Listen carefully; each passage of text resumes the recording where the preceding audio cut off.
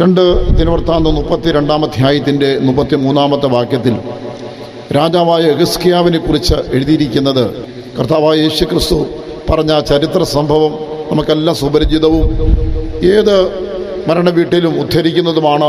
ലാസറിൻ്റെയും ധനവാന്റെയും ആ ചരിത്രം. ധനവാനായിരുന്നത് കൊണ്ട് അവൻ ദൈവത്താൽ ആദരിക്കപ്പെട്ടില്ല, പക്ഷേ മനുഷ്യരാദരിച്ച് കാണുമായിരിക്കാം.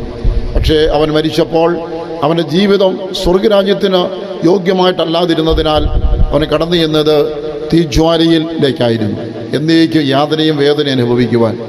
മറിച്ച് അവിടെ ഒരു ദരിദ്രനെക്കുറിച്ച് യേശു പറയുന്നു, അവനെ ഈ ലോകത്തിൽ ആദരിക്കുവാൻ ആരും ഉണ്ടായിരുന്നില്ല, പക്ഷേ അവൻ ദൈവത്തെ ആദരിച്ചവനായിരുന്നു, ദൈവം അവനെ ആദരിച്ചു. അവൻ മരിച്ചപ്പോൾ അവൻ്റെ ആത്മാവിനെ കൂട്ടിക്കൊണ്ടുപോകാൻ വന്നത് ദൈവദൂതന്മാരാണ്. ആ ദൂതന്മാർ ആത്മാവിനെ കൊണ്ടുപോയത് പറുദീസയിലേക്ക്, അബ്രഹാമിൻ്റെ മടിയിലേക്ക്, എന്നേക്കുള്ള വിശ്രാമത്തിലേക്കാണ് കൊണ്ടുപോയത്. അപ്പോൾ ദൈവം ഒരു മനുഷ്യനെ മാനിക്കുന്നതും മനുഷ്യനെ മാനിക്കുന്ന നമ്മൾ പ്രകടമായ വ്യത്യാസമുണ്ട്. ദൈവത്തെ ഒരാൾ മാനിക്കുമ്പോൾ അവരെ ദൈവം മാനിക്കുകയാണ്. സ്വർഗവും നരകവും യഥാർത്ഥമായ സ്ഥലങ്ങളാണ്, അത് കേവലം സാങ്കല്പികമല്ല. ഈ ലോകം വിട്ട് ഒരു മനുഷ്യൻ പിരിയുമ്പോൾ അവനവന് പ്രവൃത്തിക്കേറ്റ വിധം അവരുടെ ഫയല് ക്ലോസ് ചെയ്യുകയാണ്, പിന്നെ ആർക്കും തുറക്കാവതല്ല. നമ്മുടെ ലോകത്തിൽ അനവധി മതങ്ങളുണ്ട്. ഓരോ മതവും മതത്തിൻ്റെതായ തനതായ വിശ്വാസങ്ങളും അനുഷ്ഠാനങ്ങളും ഉണ്ട്. ക്രൈസ്തവ മാർഗത്തിലും അങ്ങനെയുള്ളതായ മറ്റ് വിഭാഗങ്ങളിൽ നിന്നും ജാതികളിൽ നിന്നും കടമെടുത്തതായ പല വിശ്വാസാചാരങ്ങളുണ്ട്. അതിലൊന്നാണ്, ഒരു മനുഷ്യൻ മരിക്കുന്നവരെ എങ്ങനെ ജീവിച്ചിരുന്നാലും അത് സാരമില്ല, മരിച്ചു കഴിഞ്ഞ് ആ വ്യക്തിക്ക് വേണ്ടി അവരുടെ ബന്ധുമിത്രാദികൾ ചെയ്യുന്ന കർമ്മത്തിനനുസരിച്ച് ആ വ്യക്തിയുടെ ഭാഗ്യദേയം നിർണ്ണയിക്കപ്പെടുമെന്നാണ്. വേദപുസ്തകം വളരെ വ്യക്തമായി അതിനെ ఖണ്ഡിക്കുന്നു. ഒരു മനുഷ്യൻ ശരീരത്തിലിരിക്കുമ്പോൾ മരണത്തിന് മുൻപ് ചെയ്ത് നല്ലതാകിൽ അതിന് തക്കവണ്ണവും തീയതായാൽ അതിന് തക്കവണ്ണവും ചെയ്യേണ്ടതാണ്. നമ്മുടെ നാട്ടിൽ FIR ഉണ്ട്. ആ FIR തയ്യാറാക്കി അതിനെ തിരുത്താൻ പാടില്ല എന്നാണ്. അത് അന്തിമമായ റിപ്പോർട്ടാണ്. അത് അങ്ങനെ കോടതിയിലേക്ക് അത് കൈമാറുകയാണ്. ഇതുപോലെ ഒരു മനുഷ്യൻ്റെ മരണത്തോടുകൂടെ അവരുടെ ജീവിതത്തിൻ്റെ എല്ലാ ചരിത്രങ്ങളും ആരംഭം മുതൽ അവസാനം വരെ ഉള്ളത് അത് ആ ഫയല് സ്വർഗത്തിലേക്ക് മാറ്റപ്പെടുകയാണ്. പിന്നീട് സർവശക്തനായ ദൈവം ഒരു ന്യായാധിപനെ പോലെ വെളിപ്പെടുന്ന ഒരു നാളുണ്ട്. അന്ന് ജാതി മതഭേദമന്യേ ഏത് മനുഷ്യനും തിരുമുൻപിൽ നിന്ന് ദൈവത്തിൻ്റെ ചോദ്യങ്ങൾക്ക് മറുപടി കൊടുക്കുകയും അവൻ്റെ പ്രവൃത്തിക്ക് ഏറ്റവണ്ണം ഉള്ള വിധി ഏറ്റുവാങ്ങുകയും ചെയ്യേണ്ടതാണ്. അതിനെ മാറ്റുവാൻ ആർക്കും കഴിയില്ല. ഒരു മനുഷ്യൻ പാപത്തിൽ ജീവിച്ചിട്ട് അവൻ പരലോകത്ത് പോകാൻ സാധ്യമല്ല. ഒരു മനുഷ്യൻ പരലോകത്തിന് ഏറ്റവും തന്നെ ജീവിച്ചാൽ ഈ ലോകത്തിൽ ഒരു മനുഷ്യനും അവനെ നിത്യനരകത്തിൽ തള്ളിക്കളയാൻ സാധ്യമല്ല. നമ്മുടെ പ്രവൃത്തികൾ നമ്മെ പിന്തുടരുന്നു, അതിനെ ആർക്കും ഒഴിഞ്ഞ് രക്ഷപ്പെടാവതല്ല. 1 ശമൂവേൽ 2:30 വാക്യത്തിൽ നാം ഇങ്ങനെ വായിക്കുന്നു, എന്നെ മാനിക്കുന്നതിനെ ഞാൻ മാനിക്കും. നാം ദൈവത്തെ മാനിക്കുമ്പോൾ ദൈവം നമ്മെ മാനിക്കും. ആ മാനമാണ് നാം നിത്യജീവൻ അവകാശമാക്കുന്നത്. സ്തോത്രം. എങ്ങനെയാണ് ദൈവത്തെ മാനിക്കുന്നത്? കർത്താവായ യേശുക്രിസ്തു ഇങ്ങനെ പറഞ്ഞു. ഒരു മത്തായി വിശേഷം 10-ാം അധ്യായത്തിൻ്റെ 32-ാമത്തെ വാക്യത്തിൽ, മനുഷ്യരുടെ മുൻപിൽ ആരെങ്കിലും ഏറ്റുപറഞ്ഞാൽ അവനെ ഞാൻ സ്വർഗസ്ഥനായ പിതാവിന് മുൻപിലും ഏറ്റുപറയും. ആരെങ്കിലും എന്നെയും എൻ്റെ വചനങ്ങളെക്കുറിച്ച് മനുഷ്യരുടെ മുൻപിൽ നാണിച്ചാൽ അവനെക്കുറിച്ച് എൻ്റെ പിതാവിൻ്റെ മഹത്വത്തിൽ ഞാൻ വരുമ്പോൾ ഞാനും നാണിക്കും. ശ്രദ്ധിക്കണമേ, നാം ദൈവത്തെ പരസ്യമായി ഏറ്റുപറയുവാൻ ലജ്ജിക്കരുത്, മടിക്കരുത്. നാം അങ്ങനെ ചെയ്യുമ്പോൾ, ദൈവത്തെ വചനപ്രകാരം ജീവിക്കുവാൻ സമർപ്പിക്കുമ്പോൾ ദൈവത്തെ മാനിക്കുകയാണ്. അവരെ ദൈവം ഇഹത്തിലും പരത്തിലും മാനിക്കും. USA ഒരു അഡ്വക്കേറ്റിനെ കുറിച്ച് ഞാൻ വായിക്കാനിടയായി. താൻ ഒരിക്കൽ വാഹനം ഓടിച്ച് വീട്ടിലേക്ക് വരുന്നതായ സമയത്ത് വളരെ ധൃതിപ്പെട്ടാണ് വന്നത്. വഴിയിൽ വെച്ച് അല്ലെങ്കിൽ അന്നത്തെ ദിവസം എവിടെ വെച്ചോ താൻ ക്രിസ്ത്യാനിയായി ജീവിച്ചെങ്കിലും ക്രിസ്തുവിനായ ഹൃദയം കൊടുത്തിരുന്നില്ല. താനൊരു വീണ്ടും ജനിച്ചിരുന്നില്ല. എന്നാൽ അന്നത്തെ ദിവസം എവിടെ വെച്ചോ ക്രിസ്തുവിനായ ഹൃദയം കൊടുക്കേണ്ട ആവശ്യകത എനിക്ക് ബോധ്യപ്പെട്ടു. താൻ അതിന് തീരുമാനമെടുത്തുകൊണ്ടാണ് വീട്ടിലേക്ക് വരുന്നത്. വന്ന ഉടനെ നേരെ കിച്ചണിലേക്ക് പോയി തൻ്റെ ഭാര്യയെ വിളിച്ചു, വരിക, പ്രാർത്ഥനയ്ക്കായി മുട്ടുമടക്കാം. ഭാര്യ പറഞ്ഞു, എന്തൊരു ഇടപാടാ, ഇങ്ങനെ ജോലി കഴിഞ്ഞ് വന്ന ഉടനെ പ്രാർത്ഥനയ്ക്ക് വിളിക്കുന്ന പതിവില്ലല്ലോ, എന്താ വിശേഷം? അവിടെ VIP കാണാനായിട്ട് വന്നിരിക്കുന്നു, നിങ്ങൾ അങ്ങോട്ട് ചെന്നാട്ടെ. അങ്ങനല്ല, എനിക്ക് അത്യാവശ്യമായി ഒരു വിഷയമുണ്ട്, പ്രാർത്ഥനയ്ക്കായി നമുക്ക് മുഴങ്കാൽ മുടക്കണം, എൻ്റെ ഹൃദയം എനിക്ക് യേശുവിനായി സമർപ്പിക്കണം. അപ്പോൾ ഭാര്യ പറഞ്ഞു, അത്ര നിർബന്ധമാണെങ്കിൽ നമുക്ക് ബെഡ്റൂമിലേക്ക് പോകാം, നമുക്ക് രണ്ടുപേർക്ക് മാത്രമായിട്ട് അവിടെ പ്രാർത്ഥിച്ച് നിങ്ങളുടെ ആ കർത്തവ്യം നിർവഹിച്ചാട്ടെ. അപ്പോൾ താൻ പറഞ്ഞ ധീരമായ മറുപടി, അങ്ങനെയല്ല, ഞാൻ എൻ്റെ ക്രിസ്തു ലക്ഷിതമായി സ്വീകരിക്കുന്നത് ബെഡ്റൂമിൽ രഹസ്യമായിരിക്കാൻ ആഗ്രഹിക്കുന്നില്ല. എന്നെ കാണുവാൻ വന്നിരിക്കുന്നതായ മഹത് വ്യക്തികളെ മുൻപിൽ വെച്ച് തന്നെ പരസ്യമായി എൻ്റെ യേശുവിനെ ഹൃദയത്തിൽ സ്വീകരിക്കുകയും അത് ഏറ്റുപറയും ചെയ്യുന്നതിൽ ഞാൻ അഭിമാനിക്കുന്നു എന്ന് പറഞ്ഞു. നിർബന്ധത്തിന് വഴങ്ങി ഭാര്യയും കൂടെ ചെന്ന് തന്നെ കാത്തിരുന്ന അതിഥികളുടെ മുൻപിൽ, വളരെ പ്രധാനപ്പെട്ട വ്യക്തികളുടെ മുൻപിൽ താൻ മുഴങ്കാലമടക്കി, കർത്താവായ യേശുവേ, അങ്ങന്ന് പാപികൾക്ക് വേണ്ടി ലോകത്തിൽ വന്ന ജീവനെ കൊടുത്ത രക്ഷിതാവാണെന്ന് ഞാൻ അറിയുന്നു. ഞാനൊരു പാപിയാണ്. എൻ്റെ പാപങ്ങൾ എന്നോട് ക്ഷമിക്കണം. എൻ്റെ ഹൃദയം ഇന്ന് ഞാൻ യേശുവിനായി നൽകുന്നു. അങ്ങ് നിൻ്റെ ഹൃദയത്തിൽ വന്ന് വസിക്കണമേ. ഇന്നു മുതൽ എൻ്റെ ജീവിതം വ്യത്യസ്തമായിരിക്കും. ഇതുവരെ ഞാൻ പിൻപറ്റിയ ആ പാപ വഴികളിലേക്ക് ഒരിക്കലും പോകുകയില്ല. ഞാൻ എന്നും അങ്ങയ്ക്ക് സ്വന്തമായിരിക്കും എന്ന് ഞാൻ ഉടമ്പടി ചെയ്യുന്നു. എൻ്റെ പേര് രക്ഷിക്കപ്പെട്ടവരുടെ ആ പേരെഴുതുന്ന ജീവപുസ്തകത്തിൽ എഴുതണമേ എന്ന് താൻ പ്രാർത്ഥിച്ച് ആമേൻ പറഞ്ഞു. പ്രിയമുള്ളവരെ, ഇങ്ങനെയുള്ളവരെ ദൈവം മാനിക്കും. ദൈവത്തെ ആര് മാനിക്കുന്നുവോ അവരെ ദൈവം മാനിക്കും. ഇവിടെ നിൽക്കുന്നതായ ഭൂരിപക്ഷം പേരും ഈ വിധത്തിൽ ക്രിസ്തുവിനായ ഹൃദയം കൊണ്ട് ദൈവത്തെ മാനിച്ചവരാണ്. എന്നാൽ ക്ഷമിക്കണം, ആരെങ്കിലും ഒരാൾ ഇവിടെ ഉണ്ടെങ്കിൽ ആ ഒരു വ്യക്തിയോട് പറയുക, അത് ഒരു യൗവനക്കാരനോ വൃദ്ധനോ ആയിക്കൊള്ളട്ടെ, നിങ്ങൾക്ക് സമയം കഴിഞ്ഞു പോയിട്ടില്ല. കാരണം ദൈവത്തിനായിട്ടൊരു തീരുമാനമെടുക്കുവാൻ സമയം വൈകാത്തതുകൊണ്ടാണ് ഇന്ന് നമ്മളെല്ലാവരും ജീവനോടെ ഇവിടെ ഇരിക്കുന്നത്. ഈ കഴിഞ്ഞ 2 ആഴ്ചയ്ക്കുള്ളിൽ എനിക്കേറെ പരിചയമുള്ള, ഏറ്റവും സ്നേഹമുള്ള 1 ഡസനിൽ ആളുകൾ ഈ പ്രത്യേകമായ വ്യാധി മൂലം ലോകത്തോട് മൺമറഞ്ഞു. അവരുടെയൊക്കെ ആ ഫോട്ടോകൾ എൻ്റെ ഫോണിൽ വന്നപ്പോൾ എനിക്ക് ഒന്നേ നോക്കാനായിട്ട് കഴിഞ്ഞുള്ളൂ. എൻ്റെ പ്രയാസത്തോട് ഞാൻ അത് ഡിലീറ്റ് ചെയ്ത് കളഞ്ഞു. ഇനി അവരെ ആ മുഖം കാണാൻ കഴിയുന്നില്ലല്ലോ. ശ്രദ്ധിക്കണം, ഈ ലോകത്തിൽ ദിനം പ്രതി ആളുകൾ ലോകം വിട്ട് കടന്നു പോകുമ്പോൾ നിങ്ങളും ഞാനും ജീവനോടിരിക്കുകയും ഇന്നിവിടെ ഈ ഭവനത്തിൽ അവരെ ഒരു ആശ്വാസത്തിനായി നാം കടന്നു വരികയും ചെയ്തെങ്കിൽ ദൈവ നിയോഗമാണ്. നമുക്ക് ദൈവ അവസരം ഇനിയും നിഷേധിച്ചിട്ടില്ല.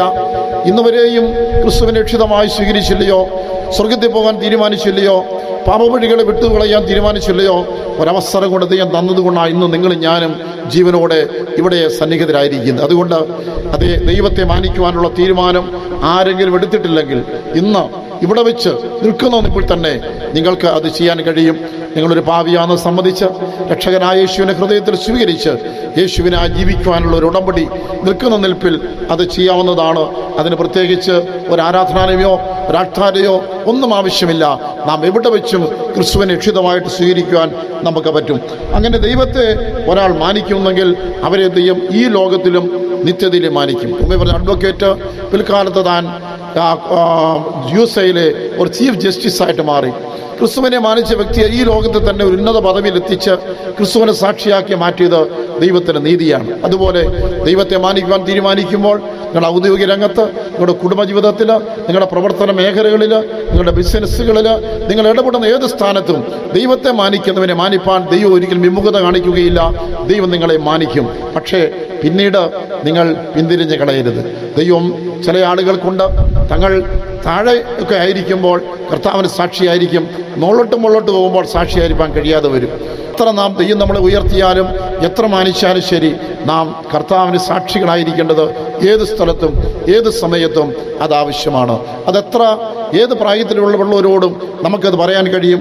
അങ്ങനെ നാം ദൈവത്തെ മാനിക്കുമ്പോൾ ദൈവം നമ്മളെയും ഈ ലോക ജീവിതത്തിൽ മാത്രമല്ല നമ്മുടെ മരണത്തിൽ നമ്മളെ മാനിക്കും.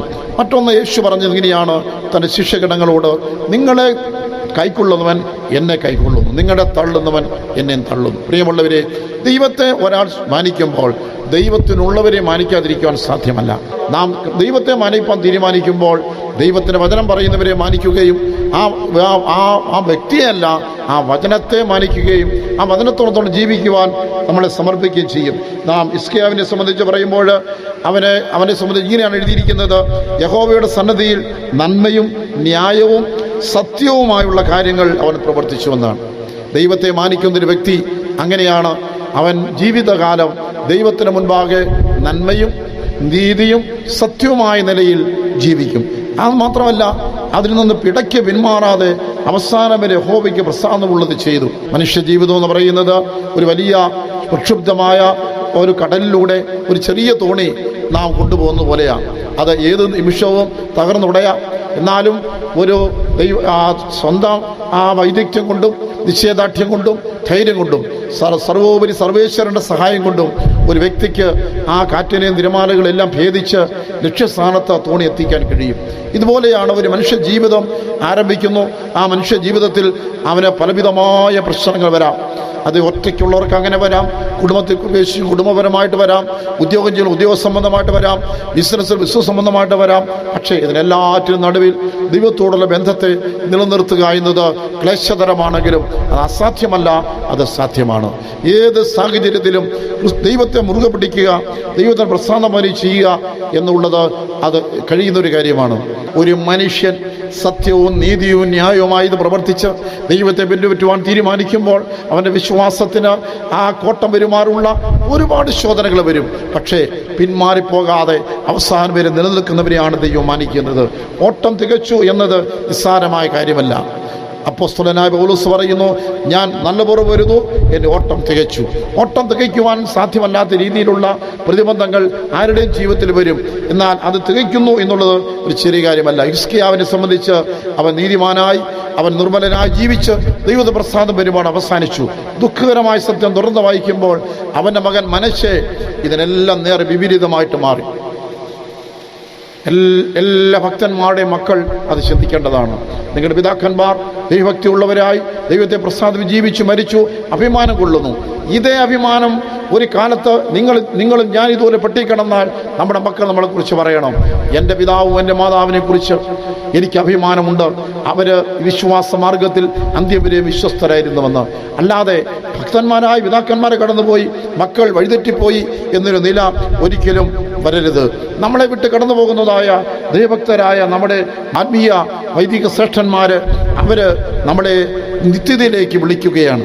അവരെന്തുകൊണ്ടാണ് ദൈവം ചിലപ്പോൾ നമ്മുടെ ഏറ്റവും സ്നേഹിക്കുന്ന ആളുകൾ നമ്മൾ വേർപിരിക്കുന്നത് എന്നുള്ള ചോദ്യത്തിന് സാധു സുന്ദർ സിംഗിൻ്റെ ഒരു ജീവിത അനുഭവത്തിൽ നിന്നാണ് പറയാനുള്ളത്. അദ്ദേഹം ഒരിക്കൽ ഇങ്ങനെ ഹിമാലയത്തിൻ്റെ അടിവാരത്തൂടെ നടന്നു പോകുമ്പോൾ ഒരു കാഴ്ച കൊണ്ടുപോലും ഒരു ഇടയച്ചെറുക്കൻ ഒരു പശുവിനെയും ഒരു കിടാവിനെയും കൂടെ മേയിച്ചു നടക്കുകയാണ്. എന്നാൽ ഒരു നദിയുടെ ഇക്കരെ, ഒരു തോടിൻ്റെ ഇക്കരെ മേയ്ക്കാൻ ശ്രമിക്കും. അവിടെ പുല്ലെല്ലാം തീർന്നു. എന്നാൽ അതിനക്കരെ നല്ല മേച്ചിലുണ്ട്. ഈ ഇടച്ചെറുക്കൻ ആ പശുവിനെ ആ വെള്ളത്തിലോട്ട് വലിച്ച് അക്കരെ കടത്താനാണ് ആവുന്നു നോക്കി ഒരു പ്രകാരത്തിൽ വെള്ളത്തിലിറങ്ങത്തില്ല. പിടിയെല്ലാം പിടിച്ചോ നോക്കി വരുന്നില്ല. വിഷമിച്ച് നിൽക്കി. ഇത് കണ്ടുകൊണ്ടിരുന്ന സുന്ദർ സിംഗ് പറഞ്ഞു, ഞാനൊരു ചെറിയ വിദ്യ പറഞ്ഞു തരാം. ആ കിടാവ് വളരെ ചെറുതല്ലേ എൻ്റെ കിടാവ്, നിനക്ക് എടുക്കാവുന്നല്ലേ ഉള്ളൂ, നീ ആ കിടാവിനെ എടുത്തുകൊണ്ട് നേരെ വെള്ളത്തിൽ അക്കരയ്ക്ക് പോകാൻ പറഞ്ഞു. പശു പുറകെ വന്നുള്ളൂ. ആ കിടാവിനെ എടുത്തുകൊണ്ട് ആ ഇടയച്ചെറുക്കൻ ആ തോട്ടിനക്കരെ കിടന്നതും പശു അക്കരെ ചെന്ന് ഒന്നിച്ചിരുന്നു. എന്താ? പശുവിന് തൻ്റെ കിടാവിനോടുള്ളതായ സ്നേഹം അത്രമുള്ളതാണ്, അത് പിരിയാൻ സാധ്യമല്ല. അഥവാ അക്കരയ്ക്ക് ഈ കിടാവിൻ്റെ കരച്ചിൽ ഈ തള്ളപ്പശുവിനെ എപ്പോഴും ആകർഷിക്കുകയാണ്, വിളിക്കുകയാണ്. ദൈവം നമുക്ക് മുൻപേ നമ്മുടെ പ്രിയപ്പെട്ടവരെ സ്വർഗരാജ്യത്തിൽ ചേർത്തുകൊള്ളുന്നെങ്കിൽ, അവിടുന്ന് തൻ്റെ സന്നിധിയിലേക്ക് എടുക്കുന്നെങ്കിൽ അതിനർത്ഥം നമ്മളെല്ലാവരും പിന്നാലെ ചെല്ലണമെന്നുള്ള ദൈവീയമായൊരു വിളിയായിട്ട് നാം കണക്കാക്കണം. നമ്മളെക്കാൾ നന്നായി ജീവിച്ച് വിശുദ്ധരായി ജീവിച്ച് നീതിമാന്മാരായി ജീവിച്ച് നിത്യത്തിലേക്ക് പോയ ആളുകൾ നമ്മളെ അവിടെ നിന്ന് വിളിക്കുന്നു എന്നുള്ളതായ ഒരു കാഴ്ചപ്പാട് നമുക്കുണ്ടായിരിക്കണം. സർവോപരി നമ്മുടെ യേശു നമ്മളെ നിത്യത്തിലേക്ക് വിളിക്കുകയാണ്. നമുക്കറിയാം, കർത്താവായ യേശു ലോകത്തിൽ വന്നു, മരിച്ചടക്കം ജീവി ഉയർത്തെഴുന്നേറ്റ് സ്വർഗത്തിൽ പോയി. അവിടെ നിന്നും സകല മനുഷ്യനെ വിളിച്ചുകൊണ്ടിരിക്കുന്നു. ആ വിളി പല നിലയിൽ, ചിലപ്പോൾ സ്വപ്നമായിട്ടാകാം, ചിലപ്പോൾ ദൈവവചനം വായിക്കുമ്പോഴാകാം, സുവിശേഷം ആരെങ്കിലും പറയുന്നതിലൂടെയാകാം, സാക്ഷ്യത്തിലൂടെയാകാം, കേവലം ഒരു പാട്ടിലൂടെയാകാം. ഏത് നിലയിലും ദൈവം വിളിക്കുകയാണ്. ചിലപ്പോൾ നാം അതിന് താല്പര്യമില്ലാതിരുന്നാൽ പോലും ദൈവം നമ്മളെ അതിന് നിർബന്ധിച്ച് നാം നഷ്ടപ്പെട്ടു പോകരുത്. ദൈവത്തിന് നിർബന്ധമുണ്ട്. കർത്താവായ യേശു ക്രൂശിൽ മരിച്ചത് ഒരു പാപികളെ രക്ഷയ്ക്ക് വേണ്ടിയാകിയാൽ ഒരൊറ്റ പാപിയായ വ്യക്തി പോലും നരകത്തിൽ പോകാൻ യേശു ഇഷ്ടപ്പെടുന്നില്ല. അവിടെ നമ്മളെ എപ്പോഴും രക്ഷയ്ക്കായി വിളിക്കുന്നു, പരിശുദ്ധ ജീവിതത്തിനായി വിളിക്കുന്നു, നിത്യത്തിലേക്ക് ചെല്ലുവാനായിട്ട് വിളിക്കുന്നു. നമ്മളെ സംബന്ധിച്ച് നമുക്ക് ഒരു തേജസ്സേറിയ പ്രത്യാശയുണ്ട്. അത് കർത്താവായ യേശു ക്രിസ്തുവിൻ്റെ വീണ്ടും വരവ് എന്നതാണ്. നാം അറിയുന്നത് പോലെ ക്രിസ്തു ഈ ലോകത്തിൽ ആദ്യം വന്നത് രക്ഷകൻ എന്ന റോളിലാണ്, സൗഖ്യദായകൻ എന്ന റോളിലാണ്, ഒരു നല്ല ഇടയൻ എന്ന റോളിലാണ്. എന്നാൽ ഇനി യേശു ഒരിക്കൽ കൂടെ വീണ്ടും വരുമെന്ന് വേദപുസ്തകം പഠിപ്പിക്കുന്നു. അപ്പോൾ അവൻ്റെ വിശുദ്ധ ജനങ്ങൾ ഒരു മണവാളനെ എതിരേക്കാൻ മണവാട്ടിയെപ്പോലെ ഒരുക്കപ്പെട്ട് തിരുസഭയിൽ ചേർക്കപ്പെടും. ആ വിശേഷമായ സന്ദർഭം അപ്രതീക്ഷിതമായി സംഭവിക്കും. അതിനെ ഒരുങ്ങുവാൻ നമ്മളെ ഓരോരുത്തരും വിളിക്കുകയാണ്. യേശു തൻ്റെ ജീവിതത്തിൻ്റെ അന്ത്യഘട്ടത്തിൽ ഈ ലോകത്തിൻ്റെ അന്ത്യകാലം എങ്ങനെയിരിക്കും, അന്ത്യകാലം എങ്ങനെ തിരിച്ചറിയാം, കാലത്തിൻ്റെ അന്ത്യത്തിലേക്ക് എത്തും, ലോകത്തിൻ്റെ അന്ത്യത്തിലേക്ക് എങ്ങനെ തിരിച്ചറിയാം, ഞാൻ വീണ്ടും വരുമെന്നതിൻ്റെ ആ അടയാളം നിങ്ങൾക്ക് എങ്ങനെ അറിയാം എന്ന് പറഞ്ഞതിൽ ഒട്ടനവധി കാര്യങ്ങൾ നിറവേറിക്കൊണ്ടേയിരിക്കുന്നു. അതിൽ പറഞ്ഞ ഒരു കാര്യമാണ് മഹാമാരി എന്നത്. അതിന്ന് നടന്നുകൊണ്ടിരിക്കുന്നു. യേശു നമ്മളെ ഇന്നും രക്ഷയ്ക്കായിട്ടും തന്നെ വചനമനുസരിപ്പാനായും നിത്യതയിലേക്ക് വിളിച്ചുകൊണ്ടിരിക്കുകയാണ്. ആ തേജസ്സേറിയ പ്രത്യാശയുടെ മുമ്പിലുണ്ട്. ക്രിസ്തു വീണ്ടും വരുമ്പോൾ എന്താണ് സംഭവിക്കുക? രണ്ടുപേര് കിടക്കയിലായിരിക്കും, ഒരുവൻ എടുക്കപ്പെടും, മറ്റവനെ കൈവിടപ്പെടും. രണ്ടുപേര് ഒരുമിച്ച് ഒരു വയലിൽ ജോലി ചെയ്തുകൊണ്ടിരിക്കും, ഒരുവൻ എടുക്കപ്പെടും, മറ്റവൻ കൈവിടപ്പെടും.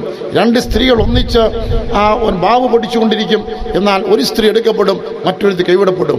ഈ രണ്ടിലൊന്ന് ഇത് നമ്മുടെ മനസ്സിൽ വളരെ നമ്മുടെ മനസ്സിൽ സ്ട്രൈക്ക് ചെയ്തുകൊണ്ടിരിക്കട്ടെ. സ്തോത്രം. ഏതിലായിരിക്കും ഞാൻ? ഈ രണ്ടിൽ ഒരാൾ എടുക്കപ്പെടുകയും ഒരാൾ കൈവിടപ്പെടുമ്പോൾ, ദൈവമേ, കൈവിടപ്പെടുന്നവരുടെ കണ്ടത്തിൽ ഞാൻ ഒരിക്കലും ആകരുതേ, എടുക്കപ്പെടുകണത്തിലായിരിക്കണമേ എന്നുള്ള പ്രാർത്ഥനയോടുകൂടെ രക്ഷാനിർണയം പ്രാപിച്ച് ജലസ്നാനമേറ്റ് പരിശുദ്ധാത്മാവിനെ പ്രാപിച്ച് ഉത്തമമായ കൂട്ടായ്മ കണ്ടെത്തി അപ്പോസ്തല ഉപദേശങ്ങൾ കേട്ട് അതിന് ഒത്തോണം ജീവിച്ച് ദൈവത്തിന് മുൻപാകെ നീതിയും സത്യവും ആയത് പ്രവർത്തിച്ച് ദൈവത്തെ പ്രസാദിപ്പിച്ച് പിന്മാറ്റമില്ലാതെ നാം ജീവിക്കുമെങ്കിൽ നമ്മുടെ അന്ത്യം ശോഭനമായിരിക്കും. നാം ക്രിസ്തുവിൻ്റെ വരവെങ്കിൽ ജീവിച്ചിരിക്കുന്നെങ്കിൽ ക്രിസ്തു നമ്മളെ ശരീരരൂപാന്തരം നൽകി ചേർത്തുകൊള്ളും. അല്ല, ക്രിസ്തുവിൻ്റെ മരണത്തിന് മുമ്പ് ഇതുപോലെ ക്രിസ്തുവിൻ്റെ വരവിന് മുമ്പ് ഇതുപോലൊരു മരണവും സംഭവിക്കുന്നെങ്കിൽ കാഹളം ധ്വനിക്കുമ്പോൾ നാം ഉയർത്തെഴുന്നേറ്റ് വരും. അതാണ് നമ്മുടെ പ്രത്യാശ. ജനനം എന്നത് ഒരു ഭവനത്തിൽ നമ്മൾ കല്ലിടുന്ന പോലെയാണെങ്കിൽ മരണമെന്നത് അതിൻ്റെ ഗൃഹപ്രവേശം പോലെയാണ്. ഒരു കല്ലിട്ട് കഴിഞ്ഞാൽ തുടർന്ന് പണി തീർന്നു കഴിയുമ്പോൾ, എല്ലാ പണിയും തീരുമ്പോൾ നാം അതിൽ ഗൃഹപ്രവേശം ഏറ്റവും മുഖ്യമാണ്. എത്രയോ ആളുകൾ അത് സാധിക്കാതെ പോകാറുണ്ട്. എന്നാൽ ഒരു യഥാർത്ഥ വ്യക്തിയുടെ ഒരു ദൈവഭക്തന് മരണം എന്ന് പറയുമ്പോൾ ഒരു ഗൃഹപ്രവേശം പോലെയാണ്. അതുകൊണ്ടാണ് ദൈവമക്കളുടെ മരണ ആ വേളകളിൽ നാം കണക്കറ്റ വിലാപങ്ങളും എണ്ണിപ്പറച്ചലുകളും ഒന്നും കാണാത്തത്. കാരണം എന്താണ് സംഭവിച്ചതെന്ന് നല്ല അറിവുള്ളവരാണ് ഇവിടെ ഇരിക്കുന്നത്. 1-ാം നൂറ്റാണ്ടിലെ ആ രീതികളെക്കുറിച്ച് വായിക്കാനിടയായി. 1-ാം നൂറ്റാണ്ട് ക്രൈസ്തവർക്ക് വളരെ എതിർപ്പും പ്രതികൂലമായിരുന്നു. ഈ പരസ്യമായിട്ട് ആരാധന ബുദ്ധിമുട്ടായിരുന്നു. ഒരാൾ മരിച്ചാൽ പരസ്യമായിട്ട് അടക്കാനോ അതിന് ബുദ്ധിമുട്ടായിരുന്നു. അതുകൊണ്ട് അവർക്ക് രഹസ്യമായിട്ടാണ് ചെയ്തു വന്നിരുന്നത്. അതുപോലെ റോമിലെ ഭൂഗർഭ അറയിൽ ഭൂമിക്കടിയിലുള്ളതായ സെമിത്തേരികളിൽ ക്രൈസ്തവരെ അടക്കിയിട്ടുണ്ട്. ആ സെമിത്തേരികളിൽ അവിടുത്തെ ചുവരിലൊക്കെ പല ചിത്രങ്ങൾ എഴുതിയിട്ടുണ്ട്. അതിലൊന്ന്, ഒരു വിശ്വാസി മരിച്ചാൽ അവരെ അടക്കം കൊണ്ടുപോകുന്ന വിധം എങ്ങനെയാണെന്ന് അവർ ചിത്രത്തിൽ കാണിച്ചിട്ടുണ്ട്. എങ്ങനെയാണെന്ന് ചോദിച്ചാൽ, ഒരു ഗൃഹപ്രവേശത്തിന് അവരയാളെ കൊണ്ടുപോകുന്നത് പോലെ പാട്ടോടും ആ സന്തോഷത്തോടും കൂടെ വളരെ ആഘോഷമായിട്ട് കൊണ്ടുപോവുകയാണ്. എന്താണ് കാരണം? ഈ വിശ്വാസി മരിച്ച് നഷ്ടപ്പെട്ടെന്നോ വേർപെട്ടെന്നോ പിരിഞ്ഞു പോയെന്നല്ല, ഗൃഹപ്രവേശം നടന്നിരിക്കുകയാണ്. ദൈവത്തിന് സ്തോത്രം. താൻ ആശിച്ച് കാത്തിരുന്ന സ്വർഗീയ ഭവനത്തിലേക്ക്, നിത്യഭവനത്തിലേക്ക് താൻ ചെന്നിരിക്കുകയാണ്. ആ സ്വർഗീയ ഭവനം എത്രയോ വിശേഷമേറിയതായ ഒരു അനുഭവമാണ്. സ്തോത്രം. ഇവിടെ നാം നോക്കുമ്പോൾ ഈ ലോക ജീവിതത്തിൽ പലവിധമായ ഭവനങ്ങളുണ്ട്. എന്നാൽ ദൈവം തൻ്റെ വിശുദ്ധ ജനത്തിന് ഒരുക്കുന്നത് ഒരു വിശേഷിക്കപ്പെട്ട ഒരു ഭവനമാണ്. ഈ ലോകത്തിലുള്ള ആര് പണിതിട്ടുള്ളതായ ഭവനങ്ങളെക്കാളും ശ്രേഷ്ഠമായത് പുതിയ യെരൂശലേം സിയോൻ. നമ്മൾ വെളിപ്പാട് പുസ്തകം 21-ാം അധ്യായത്തിൽ വായിക്കുമ്പോൾ അവിടെ തൻ്റെ വിശുദ്ധ ജനത്തിനായി പുതിയ യെരൂശലേം എന്നൊരു ഭവനം ദൈവം ഒരുക്കിക്കൊണ്ടിരിക്കുന്നു. പുതിയ യെരൂശലേം എന്നതായ ആ പട്ടണത്തെക്കുറിച്ച് എഴുതിയിരിക്കുന്നത് ബൈബിളിൽ ഇങ്ങനെയാണ്: 1500 മൈൽ നീളം വീതി ഉള്ള സമചതുരമായ കെട്ടിടമെന്നാണ്. 1500 മൈൽ സമചതുരമായ കെട്ടിടത്തെക്കുറിച്ച് ഒരാൾ അതിനെ വിശദീകരിച്ചിരിക്കുന്ന ഇങ്ങനെയാണ്: അതിൻ്റെ ഏക്കർ 120,70,10,1123 ഏക്കറും 97 സെൻറ്റും. ഇത്രയും സ്ഥലത്ത് നിറഞ്ഞു നിൽക്കുന്ന ഒരു ബൃഹത്തായ സ്വർഗീയ കെട്ടിടത്തിലേക്കാണ് ഒരു വിശ്വാസി കടന്നു ചെല്ലുന്നത്.